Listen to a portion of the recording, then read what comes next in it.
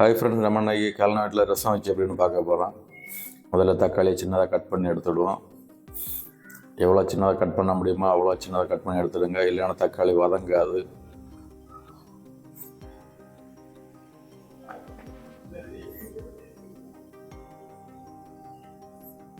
நம்ம தக்காளி கட் பண்ணி முடிச்சிட்டோம். நம்ம அடுப்பை பற்ற வச்சு அடுப்பில் பாத்திரத்தை வைப்போம்.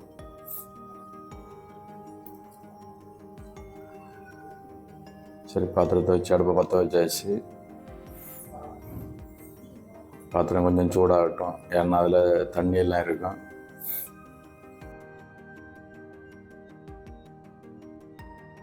சரி, எண்ணெய் விடுவோம். எண்ணெய் தேவையான அளவு எண்ணெய் விட்டுடுங்க.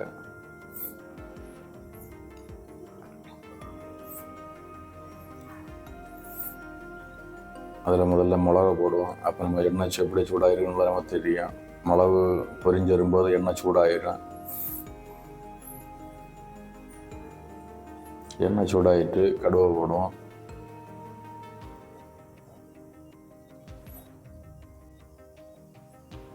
கடுவை போட்டு வச்சு கருவேப்பிலை போடுவோம். நாங்கள் முதல்ல கொஞ்சம் போல் பூடு எடுத்து எண்ணெயில் போடுவோம். பூடு முதல்ல கொஞ்சம் எண்ணெயில் போட்டோம்னா இங்கே அதுக்கு வாசனை நல்ல வாசனையாக இருக்கும், வாசனை நல்லா இருக்கும்.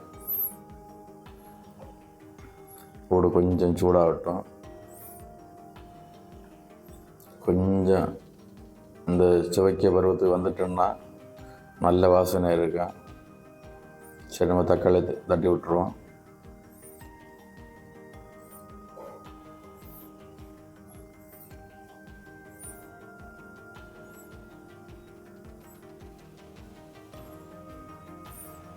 தக்காளி அப்படியே வதங்கட்டும்.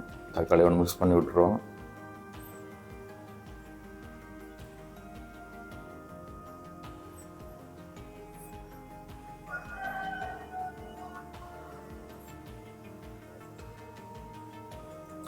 நமக்கு இனி ரசம் வைக்க ரசத்தில் விட பருப்பு தண்ணி ரெடி பண்ணோம்.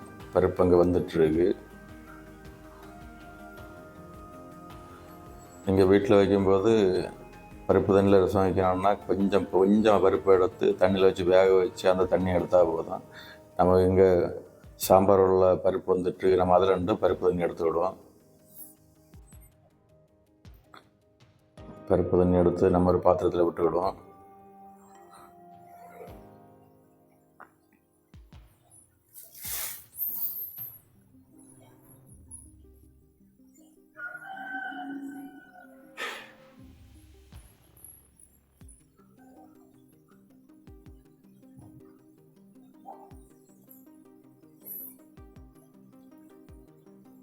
தக்காளி கொஞ்சம் மிக்ஸ் பண்ணி விட்டு விடுவோம்.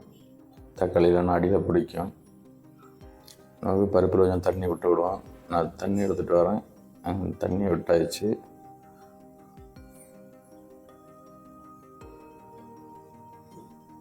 அது அப்படியே இருக்கட்டும். தக்காளி கிண்டி விட்டு விடுவோம்.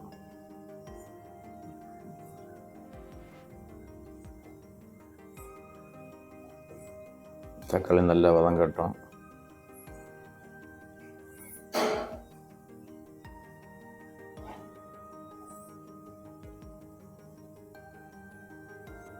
தக்காளி வதங்கிட்டு எவ்வளோ வதக்கி எடுக்க முடியுமோ அவ்வளோ வதக்கி எடுத்துடுங்க. சரி, நம்ம இதில் மசாலா போடுவோம். முதல்ல காயம் தேவையான பண்ணி காயம் போட்டுடுங்க.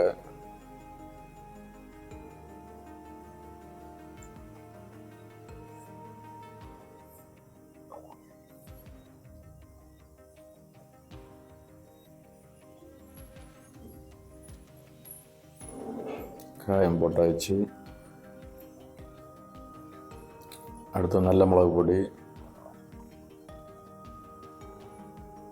நல்ல மிளகு நல்ல மிளகு போட்டுடுங்க.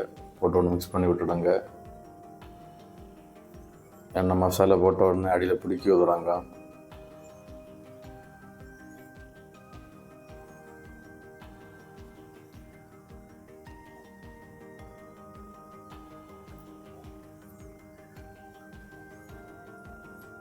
அது ரசப்பொடி போட்டுடுங்க.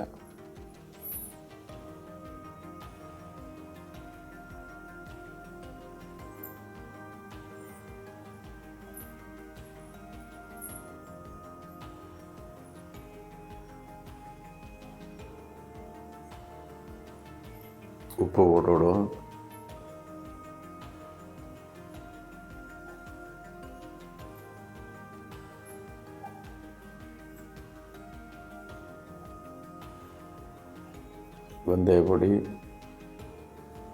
வெந்தயப்பொடி எப்போவுமே கூட்டுகளில் போடும்போது ஒரு அளவாக போடுறோன்னா, வெந்தயப்பொடி கூடிட்டுன்னா நல்ல கொஞ்சம் கசப்பு சுவை இருக்கும். அதனால் கொஞ்சமாக போட்டுருங்க.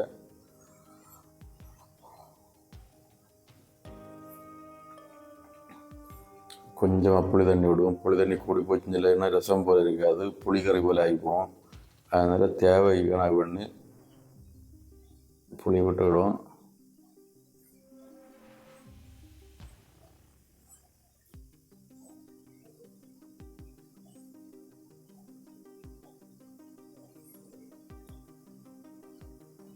மல்லியில் அரிஞ்சு வச்சுருக்கோம், அரிஞ்சு கழுகி வச்சுருக்கோம், அதை போட்டுருவோம்.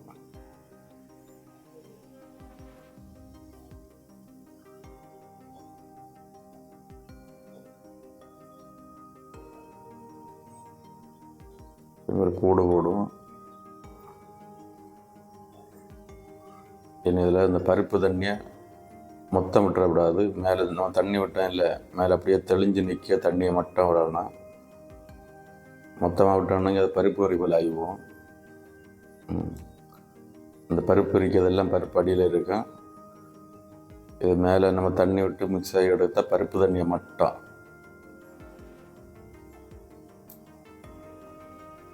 தண்ணி தேவையான பண்ணி கொஞ்சம் கூட தண்ணி விட்டு விடுவோம்.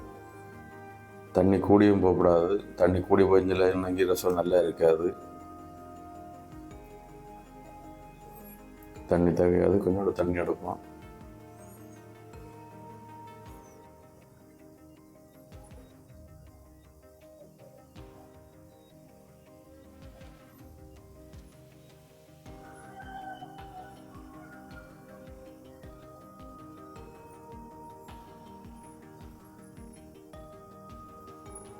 தண்ணி கொஞ்சம் கூட தேவைப்படும். போதும். தண்ணி உன்னோட மிக்ஸ் பண்ணி பார்ப்போம், தண்ணி தேவைப்படுமான்னு. இன்னும் கட்டியாக தான் இருக்குது, கொஞ்சம் கூட விட்டுவிடும். போதும் அவனை நினைக்கேன்.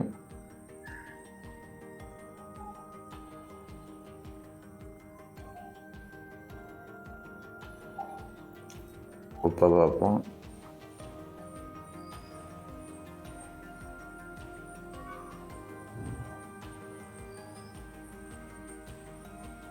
உப்பு தேவைப்படும், கொஞ்சம் கூட உப்பாக போட்டுவிடும்.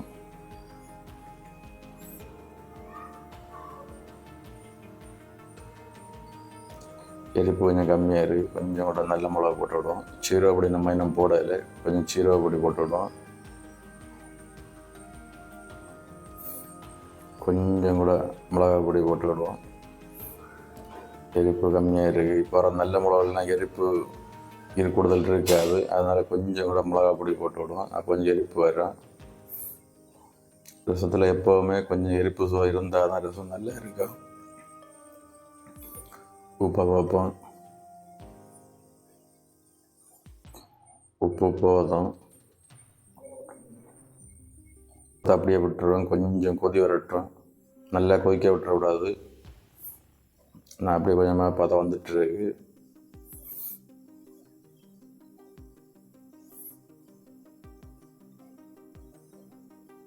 கொஞ்சம் ஒரு கொதி விட்டால் போதும். விட்டாச்சுன்னாங்க உடனே தீ ஆஃப் பண்ணிடலாம்.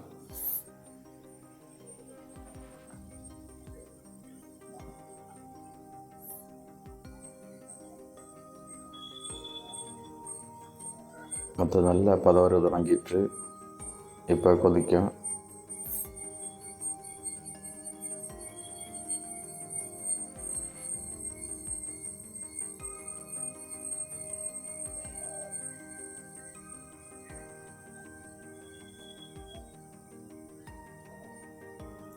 லைட்டு அப்படியே சைடில் கொதிக்க